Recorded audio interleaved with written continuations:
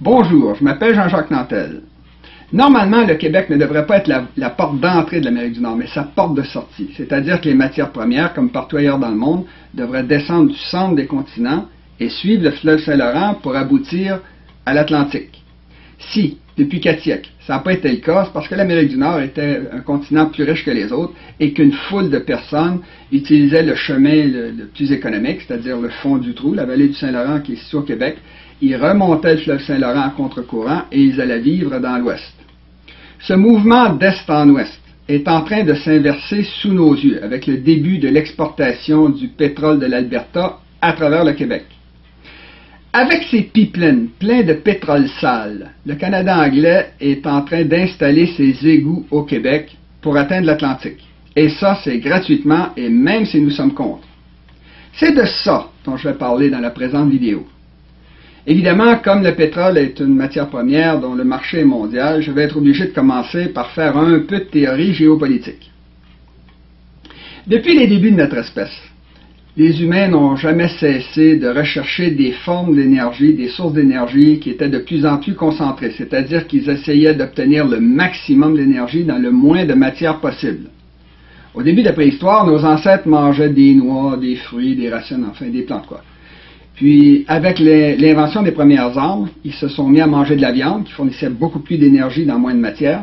Puis, avec l'invention du feu, ils ont commencé à brûler du bois, ce qui a duré jusqu'à la révolution industrielle, où là, ils se sont mis au charbon, puis ensuite au pétrole. Le pétrole avait beaucoup d'avantages, étant donné qu'en brûlant, il fournissait beaucoup d'énergie, mais il ne produisait pas de cendres ou de suie comme le bois et le charbon, mais seulement des gaz qui allaient se perdre dans le vent. Au 20e siècle, le processus de concentration de l'énergie s'est continué quand nos physiciens atomiques ont découvert comment produire encore plus d'énergie par fission atomique avec des atomes lourds comme le plutonium et l'uranium. Puis ensuite, ils ont fait encore mieux avec la fusion nucléaire qui produit encore plus d'énergie à partir de l'atome le plus simple qu'on connaisse, c'est-à-dire l'hydrogène. Normalement, donc, on devrait tous utiliser de l'énergie atomique ou nucléaire. Malheureusement, même si l'industrie nucléaire produit très peu de déchets, ces déchets-là sont tellement dangereux que partout sur la planète, les populations refusent qu'on développe la filière nucléaire. On en est donc resté au pétrole pour alimenter nos industries et nos sociétés industrielles. Malheureusement, le pétrole a un très grave défaut. Il est en quantité limitée. C'est ce défaut-là qui est à l'origine de beaucoup des problèmes de l'ère moderne. Par exemple, c'est parce que le pétrole est de plus en plus rare que les compagnies pétrolières ont des comportements de plus en plus criminels. À cause de la rareté du pétrole, les compagnies pétrolières doivent constamment faire face à 2 lois économiques de base. La première de ces lois-là, c'est la loi de l'offre et de la demande, qui dit que quand une matière comme le pétrole devient de plus en plus rare, et que le nombre de personnes qui veulent en acheter augmente, le prix de cette matière-là augmente. Or, quand le prix devient trop haut, il y a une deuxième loi qui rentre en action, c'est la loi de substitution qui amène les gens à chercher des sources d'énergie qui coûtent moins cher. C'est justement pour empêcher que les gens recherchent des sources d'énergie moins chères que les compagnies pétrolières actuelles se sont données pour politique d'acheter tous les brevets d'invention qui pourraient nous permettre un jour de nous passer de pétrole. C'est également pour empêcher leurs clients d'aller voir ailleurs que les compagnies pétrolières essaient de maintenir le prix du pétrole le plus bas possible. Or ça, c'est très difficile, étant donné qu'avec la raréfaction du pétrole, elles sont obligées d'aller chercher le pétrole toujours de plus en plus loin et de plus en plus creux pour obtenir un pétrole de moins bonne qualité. Autrement dit, les compagnies pétrolières utilisent de plus en plus de machinerie et de forage et font de plus en plus de pollution pour obtenir une énergie de moins en moins concentrée. Autrement dit, elles font l'inverse de ce que tout le monde essaie de faire depuis les débuts de la préhistoire. Le problème des compagnies pétrolières, c'est de maintenir le prix du pétrole le plus bas possible alors que leur coût de production n'arrête pas d'augmenter. La solution qu'elles ont trouvée à ce problème-là, c'est simplement de se débarrasser d'une grande partie de leur coût de production en les transférant au reste de la population. Or ça peut seulement être fait en trichant, en fraudant, en mentant. ou en achetant, par exemple, tous les politiciens qui acceptent de se vendre. À ses débuts, l'industrie pétrolière causait beaucoup moins de problèmes, étant donné qu'il y avait beaucoup de pétrole, il y avait peu de consommateurs et que les profits étaient importants. De plus, à cette époque-là, la production de pétrole, qui a commencé aux États-Unis, se faisait près des principales villes américaines, c'est-à-dire que le gouvernement américain pouvait facilement contrôler les compagnies pétrolières qui étaient installées sur son territoire. C'est la raison pour laquelle, par exemple, le gouvernement américain s'est attaqué à John D. Rockefeller à la fin du 19e siècle, et en 1911, la Cour suprême américaine a obligé Rockefeller à démanteler sa compagnie géante, la Standard Oil, qui contrôlait la majeure partie du marché du pétrole aux États-Unis. Ce contrôle des pétrolières par l'État existe encore dans tous les pays exportateurs de pétrole, comme les pays arabes ou la Russie, où ce sont des sheikhs ou des hommes comme Vladimir Poutine qui contrôlent la production et la distribution de richesses pétrolières. Dans les pays importateurs, la situation est différente. Aux États-Unis, par exemple, la production de pétrole, après avoir augmenté pendant des décennies, a atteint un maximum vers 1970 avant de diminuer par la suite. Et ça, c'est en dépit d'un effort d'exploration intense. Si la production a diminué aux États-Unis, c'est pas parce qu'il n'y avait plus de pétrole, c'est parce que ça coûtait moins cher d'aller en acheter ailleurs. En fait, quand un puits de pétrole est abandonné, il reste toujours au moins de 40 à 50% du pétrole dans le trou. Quand on abandonne un champ pétrolifère, c'est habituellement parce que la pression a diminué dans les puits, ce qui fait que ça coûte plus cher de continuer de pomper que d'aller en acheter ailleurs. Bien avant que les Américains aient atteint leur maximum de production, les compagnies pétrolières avaient commencé à aller en rechercher un peu partout dans le monde en passant par les océans. Ça a été leur grande chance, étant donné que ça leur a permis d'échapper au contrôle du gouvernement américain et de profiter de l'anarchie qui règne dans le monde international où il n'y a pas de gouvernement. Pour protéger leurs profits, les pétrolières ont mis leur siège social dans un pays, leur raffinerie dans d'autres, elles ont immatriculé leurs navires ailleurs, etc. Autrement dit, elles ont compliqué la situation le plus qu'elles pouvaient, de façon à ce que personne puisse s'y retrouver. Ça leur a permis de jouer sur le taux de change ou sur les lois ou les règlements, les politiques différentes entre les pays. Elles ont commencé à déclarer leurs dépenses là où les taxes étaient hautes et à déclarer leurs profits là où les taxes étaient basses. Dans chaque pays, elles ont appris à fixer les prix d'une façon totalement illégale. Comme le savent tous les automobilistes, les prix dans une ville montent ou descendent, les prix à la pompe montent ou descendent en même temps, quelles que soient les stations-service. Quand il y a un événement quelconque dans le monde qui fait augmenter le prix du pétrole, ça se reflète presque tout de suite à la pompe, alors que quand un événement fait baisser les prix, ça prend toujours quelques semaines avant que le consommateur puisse en profiter. Pour réduire leurs coûts, les pétrolières ont appris à se servir de l'environnement comme d'une poubelle. Quand elles abandonnent un champ pétrolifère, ces terres sont tellement dégradées, tellement polluées, que d'habitude, personne ne peut les utiliser pour faire autre chose. Quand il y a un naufrage de super pétroliers, comme celui de l'Exxon Valdez en Alaska en 1989, ou quand une plateforme de forage coule, comme celle de Deepwater Horizon dans le golfe du Mexique en 2010, les compagnies pétrolières font comme si elles étaient responsables et elles nettoient tout ce qui est visible et elles cachent tout le reste. Les quantités de pétrole qui sont alors déversées peuvent parfois être extrêmement importantes, étant donné que les super pétroliers d'aujourd'hui sont souvent plus grands et plus volumineux que la plupart des grands édifices du monde. Pour ce qui est du pétrole de schiste, qui est exploité à grande profondeur, c'est-à-dire loin des regards de la population, les compagnies pétrolières essaient de faire croire que les eaux souterraines qui alimentent la population ne risquent pas d'être contaminées par les milliards de litres d'eau qu'elles injectent dans le sol avec des dizaines de produits chimiques toxiques, tout ça dans le but de casser la roche pour que le liquide, le pétrole puisse couler et être récupéré.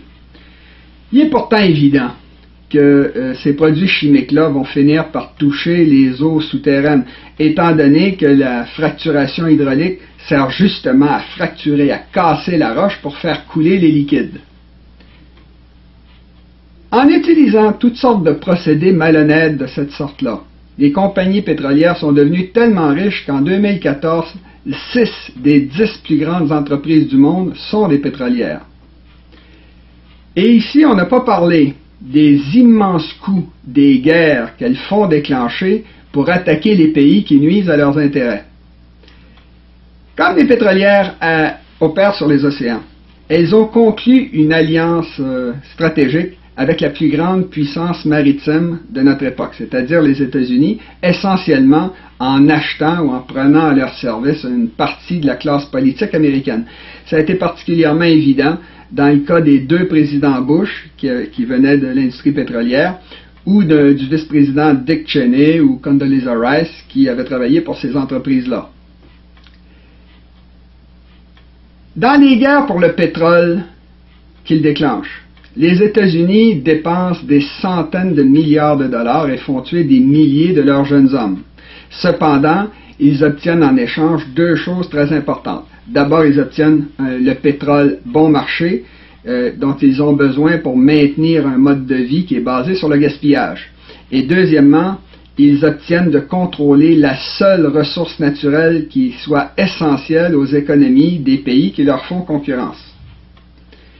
Par rapport à un pays continental comme la Chine, par exemple, qui est une grande puissance montante, les avantages stratégiques d'une puissance maritime comme les États-Unis sont absolument écrasants.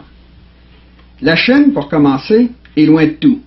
Elle est située à l'extrême est de ce que les géopoliticiens appellent l'île mondiale et qui est composée de l'Asie, de l'Afrique et de l'Europe. La Chine est isolée du reste du monde, au sud-ouest et à l'ouest par l'Himalaya, au nord par le désert de Gobi et les neiges de Sibérie, et à l'est par le plus immense océan du monde, c'est-à-dire l'océan Pacifique. Elle est tellement isolée que sa culture s'est développée en vase clos, et que c'est à coups de canon que les Occidentaux du 19e siècle l'ont obligé à ouvrir ses ports à leurs navires de commerce. Aujourd'hui, c'est différent, étant donné que la Chine, qui est en forte croissance économique, essaie de s'ouvrir sur le monde. Alors ça lui est difficile, étant donné qu'elle est entourée de voisins qui ont peur d'elle et qui ont tous intérêt à ce qu'elle ne prenne pas trop de puissance. En Chine même, tout l'ouest du pays est occupé par des Tibétains et des musulmans du Xinjiang, contre lesquels l'armée chinoise est régulièrement obligée d'intervenir. Au nord, la petite population de la Mongolie a très peur qu'il lui arrive la même chose que les Mongols qui sont établis en Chine et qui ont été complètement submergés par l'immigration chinoise. Pour ce qui est de la Mandchourie, qui est située au nord-est de la Chine, elle n'a aucun accès à la mer du Japon, étant donné que c'est la Russie qui possède la mince bande de territoire côtier qui se rend jusqu'en Corée du Nord. Plus au sud, l'accès de la Chine à l'océan Pacifique est compliqué par la présence de la chaîne des îles Ryukyu qui appartiennent au Japon.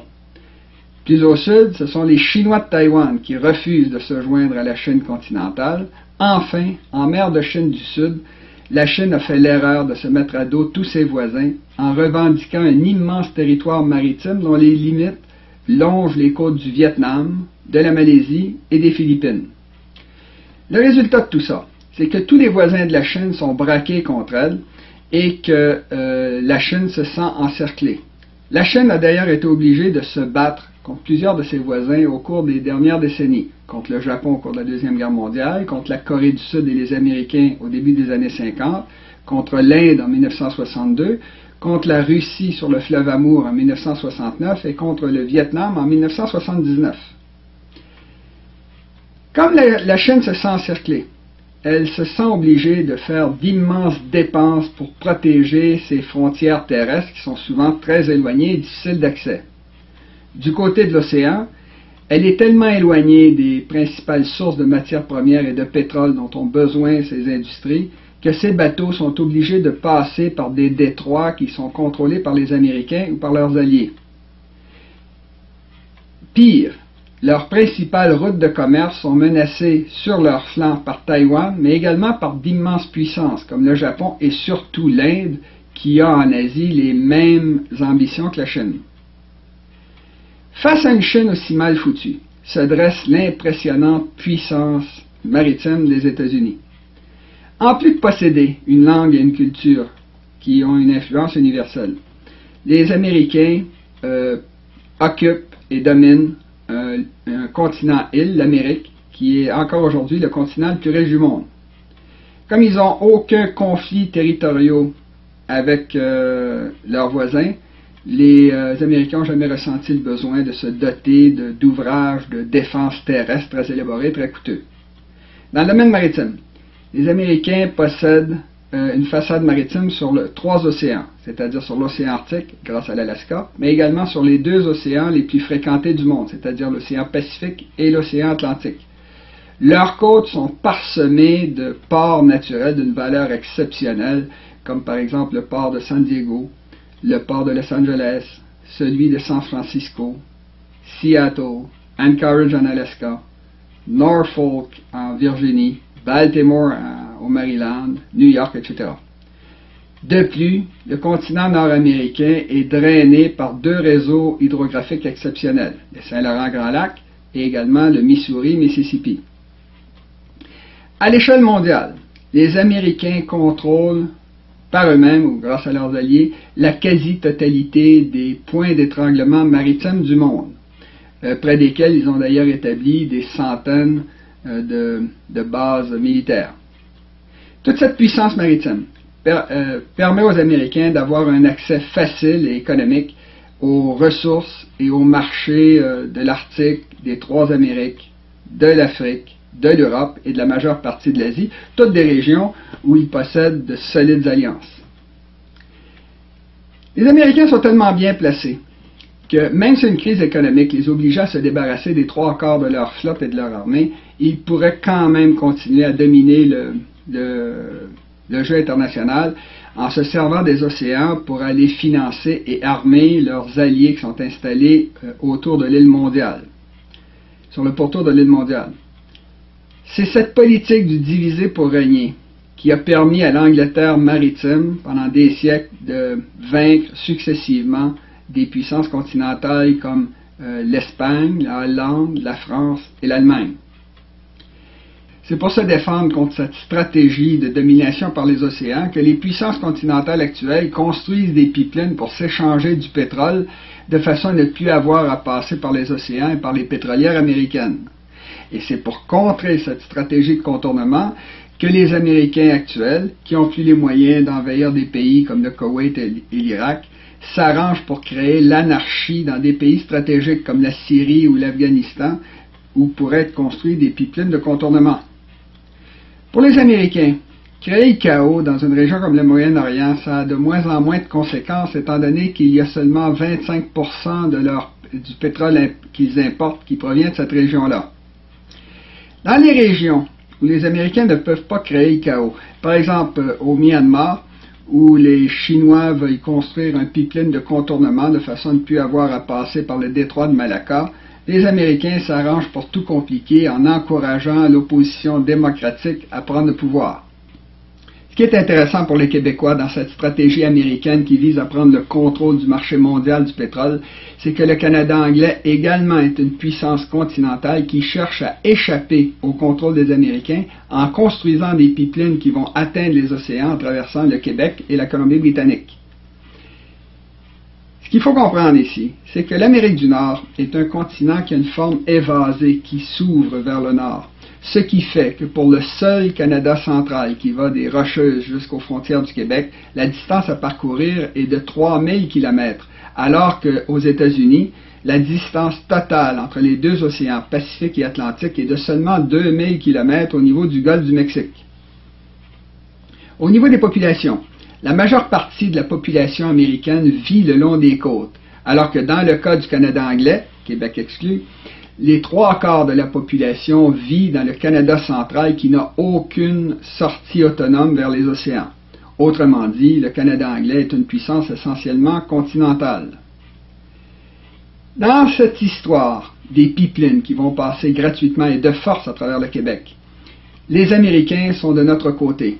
C'est tellement vrai que dans le cas du pipeline Keystone XL, qui était censé partir de l'Alberta et traverser les États-Unis jusqu'au golfe du Mexique, Le président américain lui-même, le président Obama, s'est montré opposé au projet parce que selon lui, il servirait uniquement à faire sortir le pétrole de l'Alberta vers les marchés internationaux en traversant les États-Unis.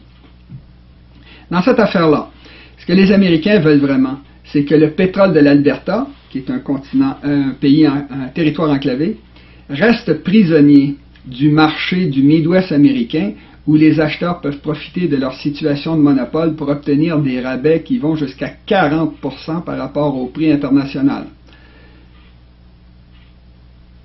Maintenant que leur sortie par le sud, par les États-Unis, est définitivement ou temporairement bloquée, on peut être sûr que les compagnies pétrolières vont tout faire pour que leur pipeline passe à travers le Québec.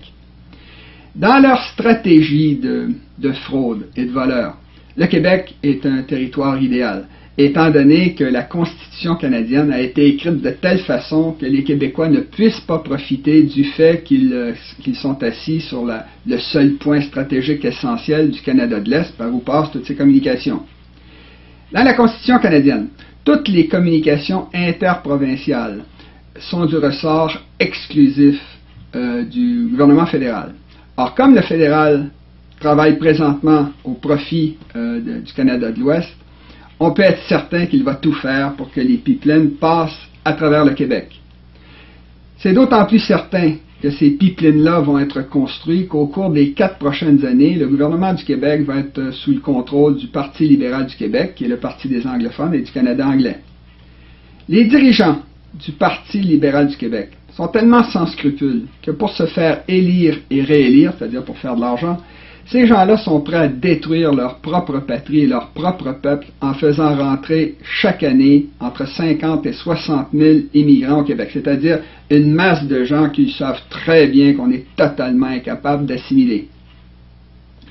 Du côté des compagnies pétrolières, elles sont devenues tellement arrogantes et sont tellement certaines de gagner qu'elles n'hésitent pas à dire publiquement que si le président américain, les États-Unis et les provinces canadiennes empêchent la construction de leur pipeline, elles vont quand même traverser leur territoire de force avec des trains remplis de pétrole. Le Québec a déjà goûté à cette médecine lors de l'explosion de lac Mégantic qui a tué 47 de nos compatriotes. En attendant la construction de leur pipeline, les pétrolières ont déjà commencé à faire passer des pétroliers, c'est-à-dire de véritables bombes flottantes, entre Montréal et Longueuil, entre Québec et Lévis.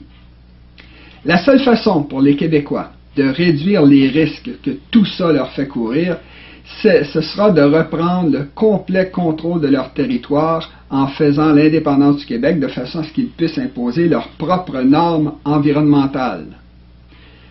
En insistant aussi lourdement pour que leur pétrole sale traverse le Québec de force, les gens du Canada central vont finir par faire exploser leur beau Canada. L'indépendance du Québec va également avoir pour effet avantageux pour les Québécois de leur permettre de taxer le pétrole des Albertains ou de les obliger à nous donner de généreux rabais, exactement comme le font nos alliés américains. Même si on va mettre des péages, on peut être certain que les gens du Canada central vont vouloir continuer à exporter leur pétrole à travers le Québec, ne serait-ce que pour payer le pipeline Énergie-Est qui va leur coûter 12 milliards de dollars.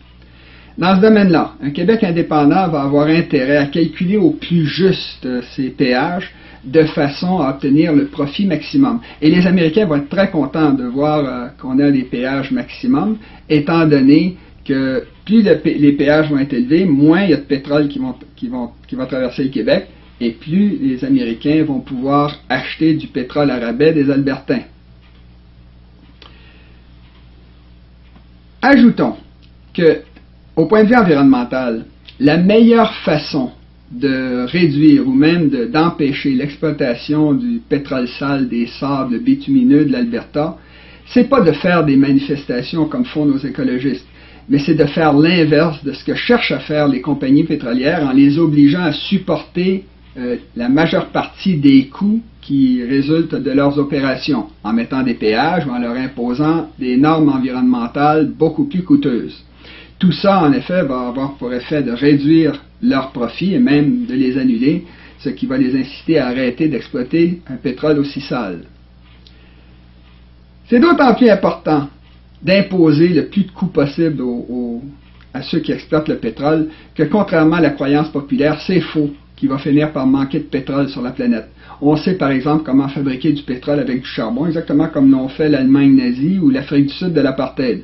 De nos jours, on est même capable de fabriquer du pétrole à partir d'algues. En définitive, la grande différence au Canada entre les Albertains et les Québécois, c'est que les Albertains profitent à plein du fait qu'ils sont nés par hasard sur d'immenses réserves de pétrole, alors que les Québécois ne profitent absolument pas du fait qu'ils sont nés sur le seul point stratégique du Canada de l'Est, par où passent toutes ces communications, comme je l'ai dit.